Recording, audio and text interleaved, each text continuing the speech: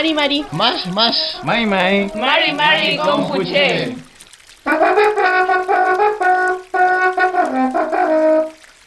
Desde los diferentes territorios saludamos a toda la gente de Wallmapu.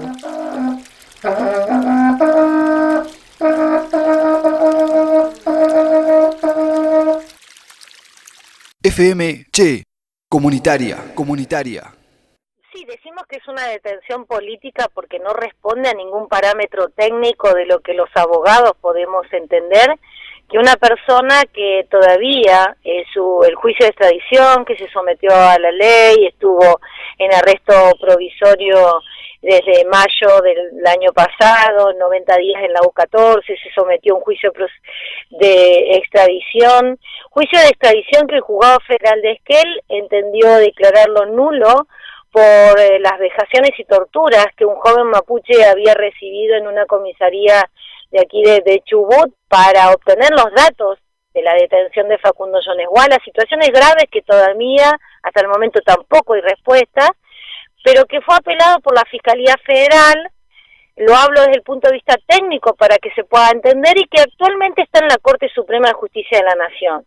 Lo grave es que ayer el juez, en realidad subrogante de Neuquén, Villanueva, que realmente demoró una audiencia de conocimiento, era a las 12:30 y las desarrolló a las 19 horas, deteniendo desde las 19 horas del día anterior casi 24 horas, y por eso decimos que ya estamos frente a una libertad, digamos, totalmente condicionada, ilegítima, una restricción a la libertad de Facundo Yonesguala. Vuelve a hacer una audiencia, digamos, para un proceso de extradición. Y esto, digamos, es lo que técnicamente lo vemos como una desprolijidad y que, bueno, por supuesto es una materia ahora de discusión. Se ha planteado el pedido de excarcelación que deberá resolver hoy el doctor Villanueva, y por supuesto se va a pedir una nulidad. La extradición a la cual él fue sometido no ha sido resuelta por la Corte Suprema de Justicia de la Nación.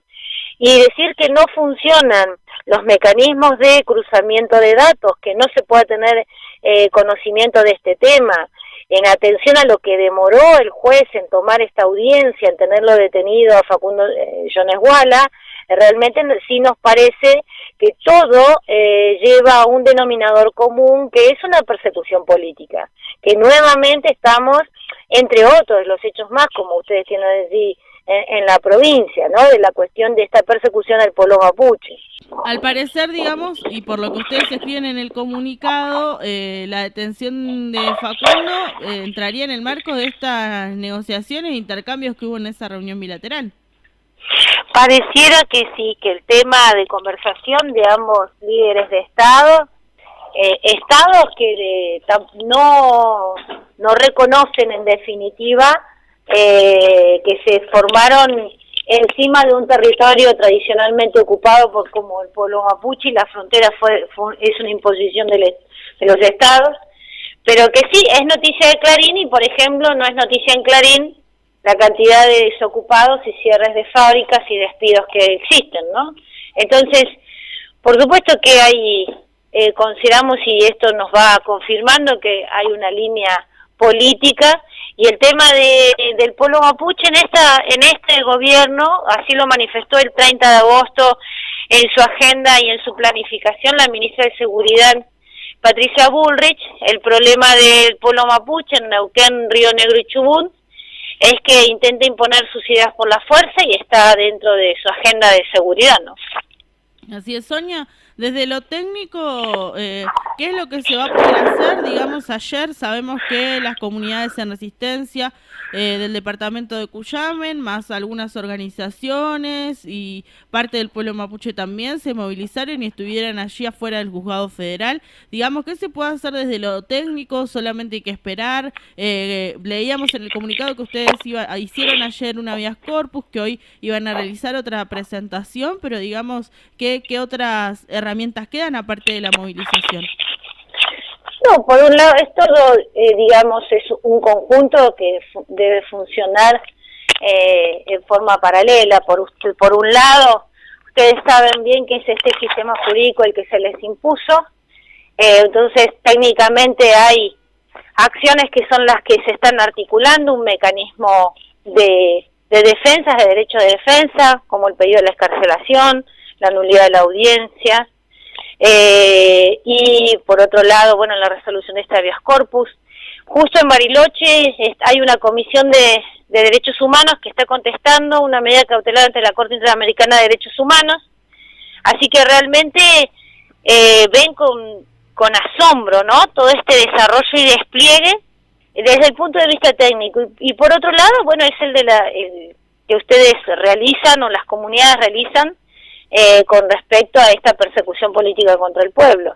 Eso forma parte esencial de todas estas actividades que uno desde la defensa técnica puede ofrecer, ¿no?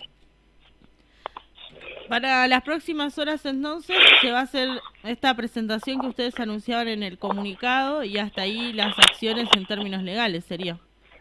La excarcelación ya se pidió, tiene que el juez estar resolviéndola, y el habeas corpus también ya se presentó, así que bueno, estamos a la expectativa de estos resultados. No hay que dejar de saber desde que hay un plan casi sistemático, sí, con respecto al pueblo mapuche, a no un ejercicio de entenderse como actores políticos de desarrollo, más que de desarrollo, actores políticos que frente al Estado tienen un ejercicio de derechos.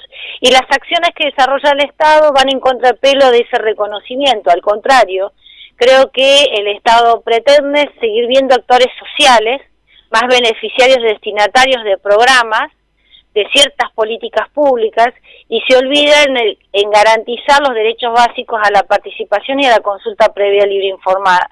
Entonces, el cambio de eje del Estado en no visibilizar y no reconocer al pueblo indígena en general, actualmente ahora en Tucumán se está desalojando, y no hay una política pública actual que tenga que ver con la resolución definitiva del acto de reparación histórica que el Estado argentino tiene que hacer en materia de territorio, ni hablar, una ley que está, digamos, actualmente parada, por así decirlo. Entonces hay muchas situaciones de conflicto social, y hablar de derecho territorial es hablar de derecho cultural, y hablar de soberanía territorial no es nada más ni nada menos que un ejercicio de derecho, que es lo que están pidiendo los pueblos, y que el Estado no está a la altura de las circunstancias. Sonia, entonces, bajo este contexto, digamos, ¿es posible la excarcelación de Facundo, o si se hace va a ser en completa ilegalidad? Mira, en realidad se debería hacer, acá hay como un plano hipotético desde lo técnico, y otro plano es como las presiones políticas para que ello no ocurra. Es decir, detener ilegalmente a una persona, estando sometida a juicio y esperando el resultado el órgano máximo, en este caso, como en nuestro país, el Poder Judicial, la Corte Suprema, que para resolver este tema, y en realidad sigue detenido, es en el abanico de decir, no queda otra que es una persecución política, porque técnicamente ya es inviable pensar que una persona 2 veces esté siendo sometida a un mismo juicio, o esperando el resultado, porque ni siquiera ha terminado uno para poder empezar otro, ¿no? Entonces, esto como a nosotros nos da hasta dónde pensar que hay un poder del Estado que busca en el Poder Judicial justamente la criminalización, la judicialización de los derechos, y es lo que tiene como respuesta del Estado el pueblo, los pueblos indígenas. En realidad, no sentarse a digamos, tratar políticas públicas dentro del marco de un paradigma de reparación histórica y soberanía territorial, sino que al contrario, se busca la palanca y el mecanismo represor y criminal del ejercicio fuerte de un Estado que también quiere tener un posicionamiento frente a este tema, ¿no? Y el Poder Judicial viene muy bien para esto.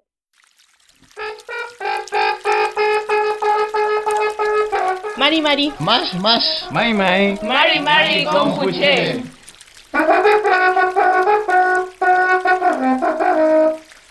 Desde los diferentes territorios saludamos a toda la gente de Wallmapu.